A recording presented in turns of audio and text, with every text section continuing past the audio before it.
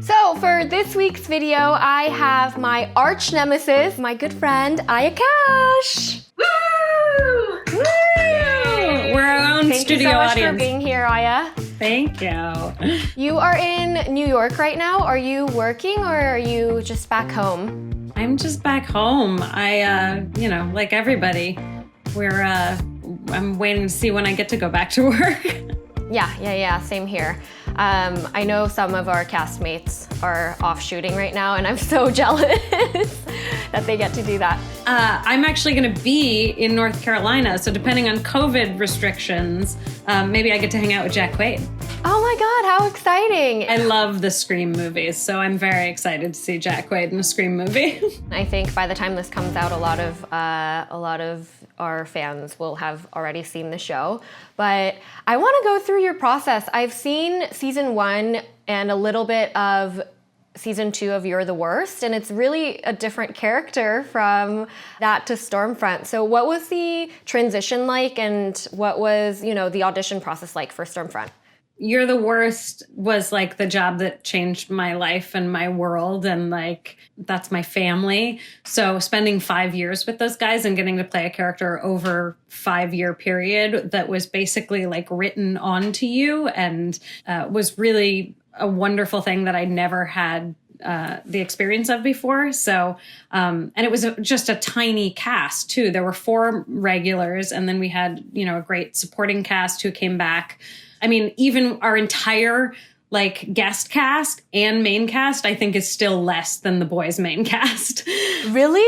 Yeah. Yeah, you're right. There are the 4 main characters, and then, everyone's so funny too. You mentioned that kind of changed your life. Do you think that you're in a position now to kind of pick and choose what you want to work on, or? Yes and no. First of all, it is so lovely that you went and did research on me. Of course, I can't just You're doing great. I saw You're the Worst last year, but I just went into season 2 last night, and well, it's very sweet. So I really appreciate it. It's very sweet. But you know how it is. So when I ended up, I did audition for The Boys, and I also get offers for things. But the things that I really want are usually things I have to fight for. So I usually have to go in and audition because it's a great job that a lot of people want. And sometimes the job offers that I don't take are simply because it's so similar to what I've done before. Like, all actors think that they can do everything. I know you can. So, but we all... No, I can't. No, I can't. When I first met you, I was in shock because I want to say I'm the least like my character just because I'm not a Nazi racist bigot. You're very different from your character. Don't worry, you don't need to preface that. Yeah. But you are really, you're just such a breath of fresh air and so warm and light that I had only seen you in The Boys season 1, and you're so dark and so scary. And then you sort of walked up and you were like, "Hi, I'm Karen." And I was like, "What?" I just couldn't believe, because you're a wonderful actor.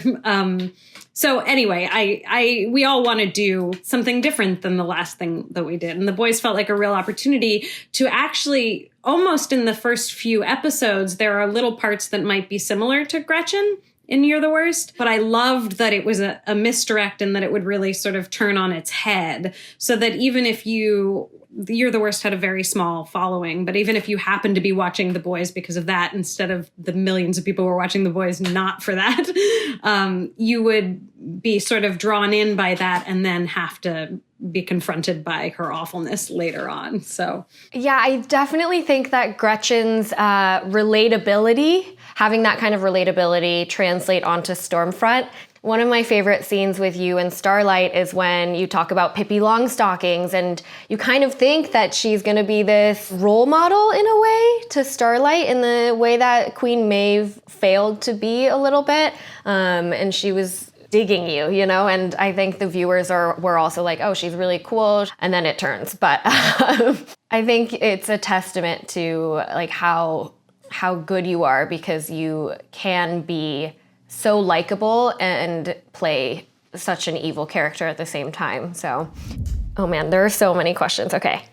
What was it like portraying a Nazi as a Jewish person, and how did you cope with it emotionally? Yeah, it's interesting. I both identify as Jewish, but I am not practicing. And that's a confusing thing in the Jewish identity.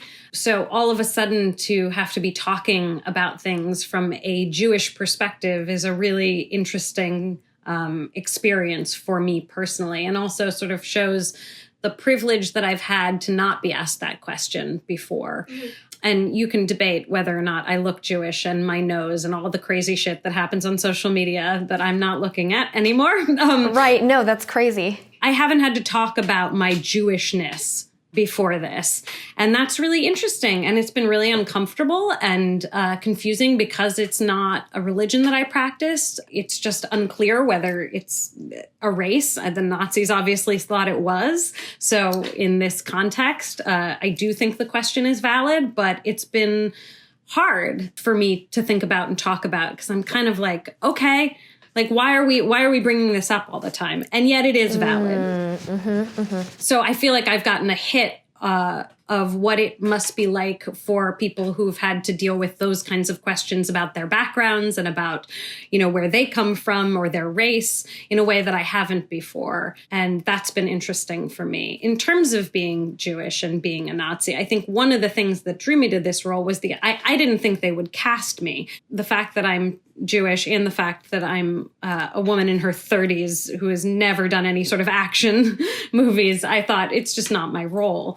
And it was part of what drew me to it is because as actors, we want to think we can transform and we can do things and we can play people who we really don't agree with, and trying to find the points of connection with those people is what acting is all about. And so even though I never got to a point with Stormfront where I was like, you know what, I understand where she's coming from. She really, she's doing the right thing here. I do have an understanding of how hate builds, and reading and listening to people who spout her ideology and thinking about where they've come from and how they've been conditioned to believe in hate is something that I thought was a really interesting exploration for me. So yeah, I guess I'm Jewish now.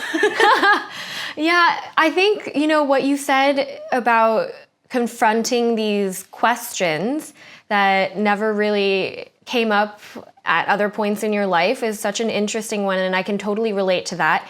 I actually had this same conversation. I don't know if Colby remembers. We were out at dinner one time, and I had talked to her about how I was kind of burnt out from getting these questions about certain topics through press. I've thought about them, but I didn't think I would be like this representative figure for this group of people. And we are part of these awesome projects that have great messages. Sometimes reporters ask you about topics that you didn't really come up with because it's the writers, right? And it's awesome that it aligned with my beliefs. And when I did more research on it, and then when I really thought about it, I did truly believe like, oh, this is something that I need to speak about, and this is something that is important. But I never thought that I would suddenly be this like person that represents a whole group of people. It feels like a great opportunity to talk about some things. And it also feels like, wow, I'm not an expert, and I have not spent my entire life learning about this. There are people who have studied this that we should be asking instead of the actors. And yet I also do have opinions, and I'm happy to explore that with the understanding that I am also somebody who needs to do more learning or research, and that just because I've played a certain role doesn't mean that I represent or have expert knowledge in all topics related to that role. You wrap that up really nicely, because that's what it is. I feel bad that I'm not the expert already, but it's also an opportunity for topics like that to come across in mainstream media. And if you could be the person that bridges that that's a fantastic thing as well. So I know it's supposed to be a Q&A about me, but you're fascinating. So what I also think is really, I admire a lot about you is your commitment to learning and your commitment to, I feel like in this role, you've been asked to do some things that are so different, like learning this entirely new sign language and your commitment to that and to her language and the physicality stuff. I know you did Suicide Squad as well. And you work out and you're a very physical person, but to see you throw yourself into stunts and stuff is so inspiring and great. And I feel like when you get a role, you never know what that role is going to teach you. And so for me, Stormfront has taught me something about myself and my identity. It has taught me my blind spots in certain areas. It has taught, it's given me information as well. And because we have such a crazy following, they often see things that we don't. So I also feel like they teach us about the roles as it gets watched. It's like this whole nother level that comes once people are seeing it. I completely agree. It's a lot of times when I go through rigorous training or learn something new, it opens my eyes up to someone or what I want to be or who I want to be, which is such a fantastic thing that comes out of, relating to these characters, good or evil. But thank you for, yes. Back to your questions. I got a lot of questions about the final fight scene, and also one of the questions was it difficult for you to say mean things to Erin Moriarty, who plays Starlight, while shooting or being kind of shady to her? And then one scene that I can think of at the top of my head is, when you are blatantly racist towards A-Train. And I don't always feel that way. I don't feel super terrible spewing out things. I feel terrible doing like action scenes when I'm like beating you up in the last sequence because I don't want to hurt you. But how do you feel when you're the character? Are you the character, or do you have this other conscience working in the back? I mean, it's hard when the passive aggressive stuff, Jesse is lovely and knows that it is not meant towards him and in service of the role.